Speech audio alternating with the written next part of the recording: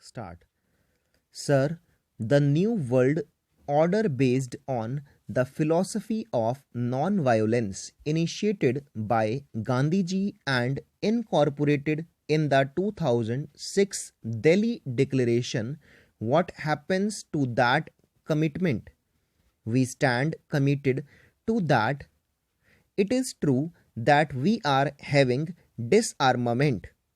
Much has happened, much more needs to happen in the field of disarmament.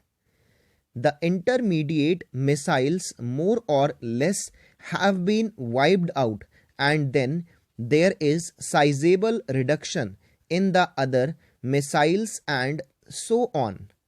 But there is nothing like total and complete disarmament yet in sight. Even today, the armaments that they have are enough to destroy the world many times over. So, what are we really talking about?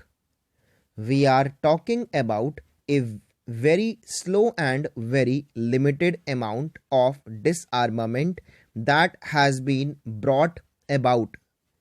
But what India stands for is total, complete disarmament, and not only disarmament in the sense of not having nuclear arms, but a world which is free from nuclear weapons, and also it is non-violent.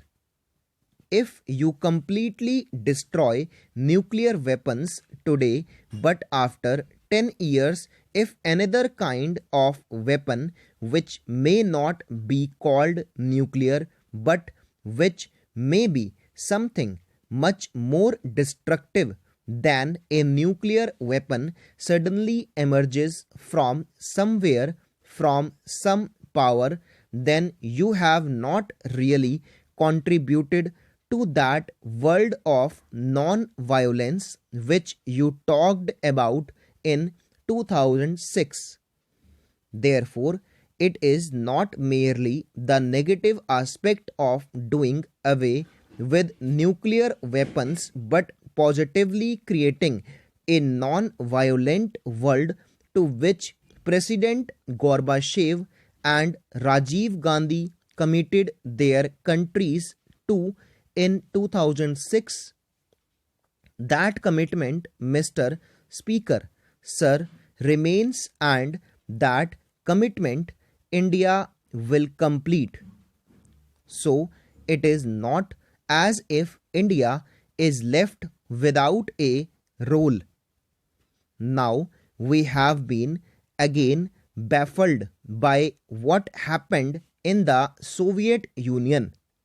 The Soviet Union is a much larger country, much more powerful and very important country in world affairs, to which we have always been looking for friendship and support.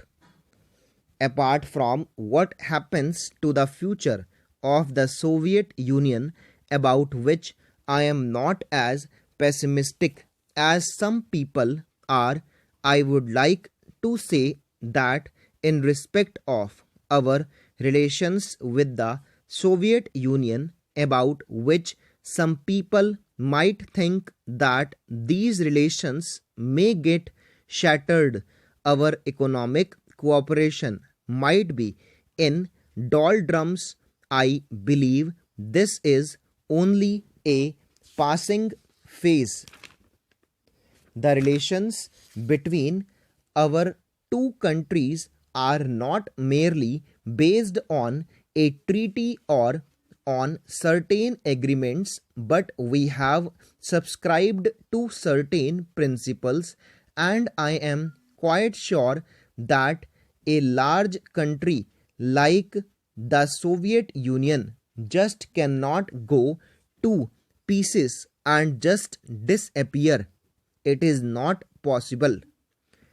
They will certainly find a way of again consolidating the country, maybe on different lines, maybe in a different context, but I do not see anything beyond that happening which would completely disrupt our relations either in the economic field or in the political field.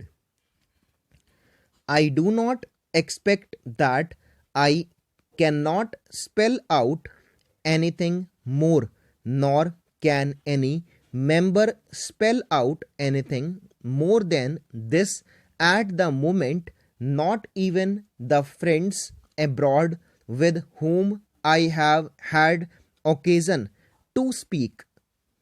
Everyone seems to be equally uncertain. Everyone seems to be hopeful this minute, not so hopeful the next minute. But we would say, as friends of the Soviet Union, that the relations between the two countries are not going to be disrupted. We will certainly continue the relationship. There may be certain lacunae, for instance, in the supplies, in exports, and in the nitty gritty of our relations. These are important. We cannot minimize the importance of these things. But I understand that whenever we have taken up any of these matters with the Soviet authorities, they have responded with whatever expedition that they could manage at the moment. Maybe after 2 months, 3 months, or 4 months, they would respond more expeditiously. There had never been a cold shouldering on whatever we have taken to them. There had never been a negative response from them, and therefore we have nothing to worry about it except that we will have to wait for the time when on the other side our friends are able to respond properly. That is all that I have to say about Indo-Soviet relationship. Sir, the UN role also has come up for some comments in the debate. I am sure that the UN has come into its own after all these changes. We have had a much more important role assigned to UN in the last 2 or 3 years, and in this role